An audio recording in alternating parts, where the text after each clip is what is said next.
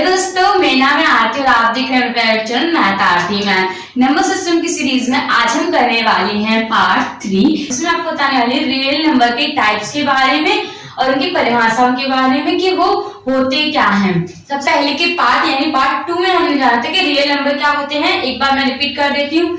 Real number वो सारे number होते हैं, चाहे वो परिमेय संख्या हो, अपरिमेय संख्या हो, रैशनल नंबर हो, इर्रेशनल नंबर हो, सारे के सारे नंबर रियल नंबर होते हैं। जैसे कि 1, 2, 3, 4 जहां तक हम सोच सकते हैं वो सारे नंबर रियल नंबर होते हैं। रियल नंबर के दो पार्ट होते हैं।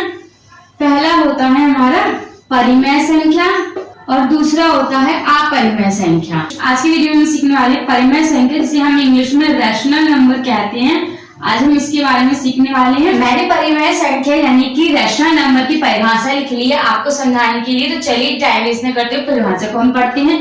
परिभाषा हमसे कह रही है परिमेय संख्या कोई भी संख्या है जिसे भिन्न के रूप में लिखा जा सकता है। भिन्न क्या होती है? मान लीजिए P है और Q है, ये भिन्न है, ठीक है। भिन्न के रूप में लिखा जा सकता है जहां अंश और हर दोनों पूर्णांक है।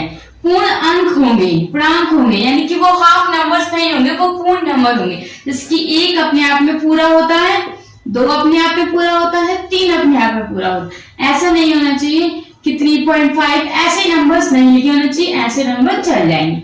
मान लीजिए ये नंबर्स लिखे होने चाहिए और दोनों तरफ यानी कि अंश में भी, यानी ऊपर भी यही नंबर होने चाहिए, नीचे भी यही नंबर होने चाहिए। और हर जो होता है वो 0 के बराबर नहीं होना चाहिए। मतलब ये कह रहा है, डेफिनेशन कह रही है कि जो ऊपर है ना, ये P तो होना चाहिए, वो तो कुछ भी हो सकता है, पर जो Q है वो इक्वल 0 नहीं होना चाहिए। यानी कि जैसे हमारे नीचे 5/0 नहीं होना चाहिए, नीचे वाला नंबर है वो 0 नहीं होना चाहिए, वो कुछ भी हो सकता है पर 0 नहीं होना चाहिए।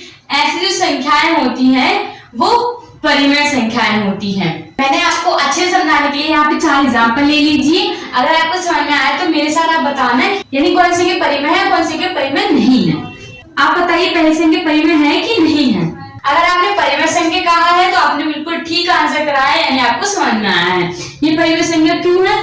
क्योंकि इसमें अंश भी है, हर भी है, और इसमें जो हर है वो 0 के बराबर नहीं है, इसलिए ये परिमेय संख्या। अब दूसरा क्वेश्चन देखते हैं। दूसरे क्वेश्चन में 0/2 है, 2/0। ये परिमेय संख्या है कि नहीं? अगर आपने परिमेय कहा तो आपने गलत कहा है, क्योंकि इसका 0 है, इसके नीचे 0 है, तो ये परिमेय संख्या कैसे हो सकती है? परिमेय संख्या तो हो ही नहीं सकती, ठीक है। अगर आपने ये आंसर गलत दिया है तो कोई बात नहीं, आप वीडियो को दोबारा से देखिए, अच्छे से समझिए, फिर इसका आंसर करना आप। ये संख्या बताइए परिमेय की अपरिमेय? हाँ, ये परिमेय संख्या है। अगर आपने परिमेय कहा है तो आपने सही कहा है। ये है कि नहीं है? ये नहीं है। ये क्यों नहीं है? क्योंकि इसके अपॉन में 0 है, यानी इसका हर क्या है? 0 है, इसीलिए ये परिमेय संख्या नहीं है।